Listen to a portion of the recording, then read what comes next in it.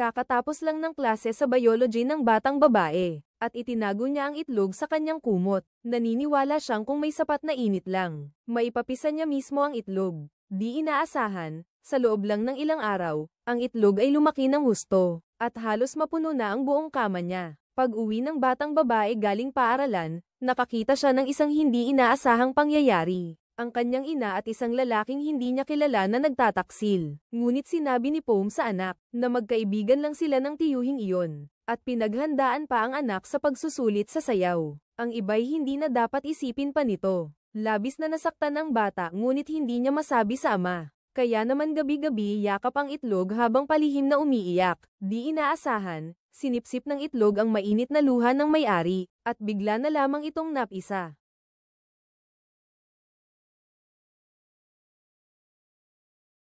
May isang madilim na paa na puno ng likido ang dahan-daang lumabas. Ang itsura nito ay nakakatakot, hindi naman mukhang manok. Natakot ang babae at nagtago sa aparador.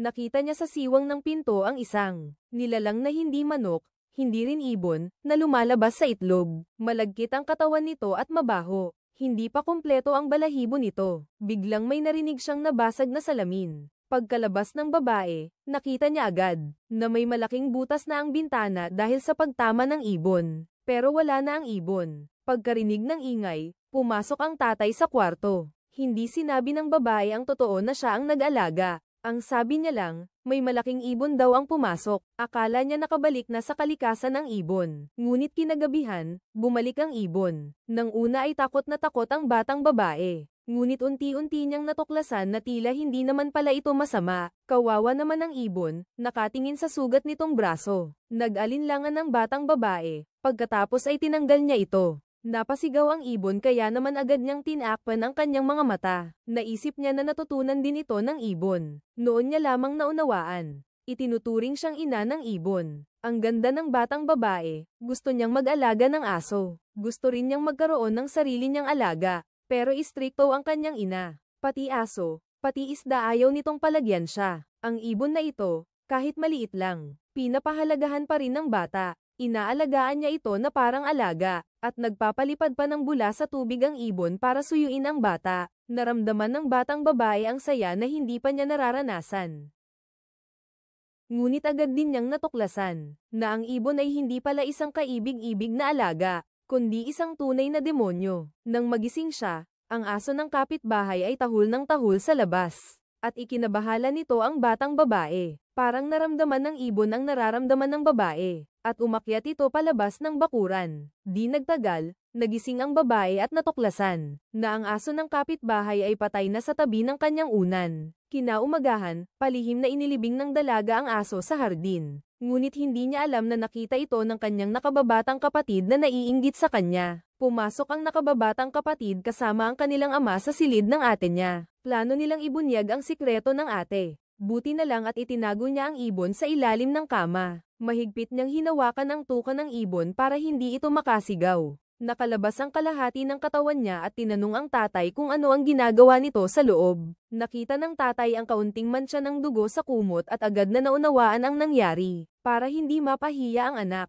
agad niyang hinayla ang kapatid palabas ng kwarto. Pag-uwi ng nanay galing sa pagbiyahe, binigyan niya ang anak ng pinakagustong pink na sukle. Yung regalo ko.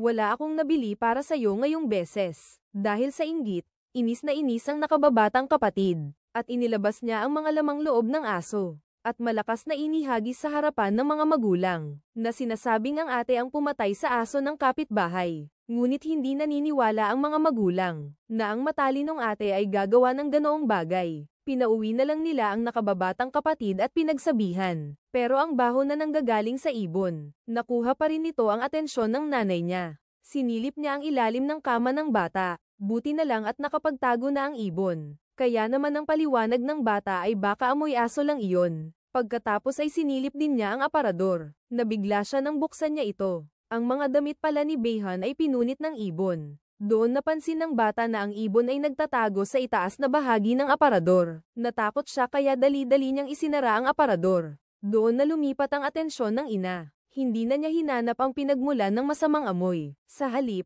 sinisi niya ang babae dahil hindi daw nito pinapahalagahan ang mga gamit. Ang magandang damit ay ginawang ganito. Samantala, pasan-pasan ng dalaga ang pressure ng pagsusulit, at kinakaya rin niya ang sakit ng puso dahil sa pangangalo niya ng ina.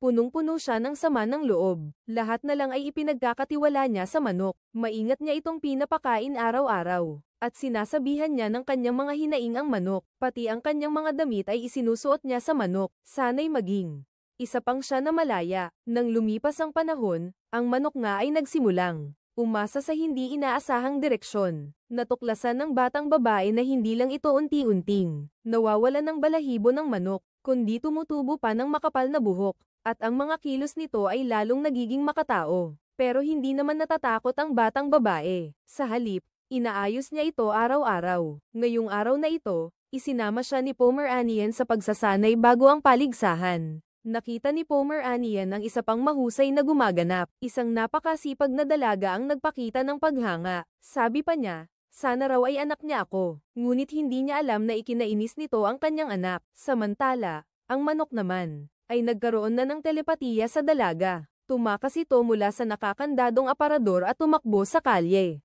Pumunta ito sa likuran ng kaklase ng dalaga. Handa nang tulungan ng kanyang amo na ayusin ang problema. Parang may koneksyon ng isipan ng bata at ng manok. Ganap niyang nararamdaman ang ginagawa ng manok, habang nilalason ng manok ang kaklase niya. Ganon din ang nangyayari sa bata, nangangatog siya. Akala naman ni Boom, dahil sa sobrang pressure sa nalalapit na competition ng anak niya, at hindi naman sinabi ng bata kay Boom ang totoo kung paano namatay ang kaklase niya, dahil may masamang plano na siya sa isip, basta't hindi na muling magpapakita ang kaklase. Kung gayon, lahat ng papuri ay mapupunta sa kanya. Pag-uwi ng babae, nakita niyang wala na ang manok, at ang tuka nito ay tuluyan nang nawala, ngunit hindi niya alam na ang manok ay nag-evolve na at naging tulad ng tao. Ito ay magiging isa pang babae. Kinabukasan, sinabi ni Pomeranian sa anak, sa totoo lang, hindi naman talaga ako nanloko. Sa katunayan, matagal na ring wala sa ayos ang pagsasama niya at ng kanyang ama. Mag-asawa pa rin sila pero hiwalay na ang tirahan.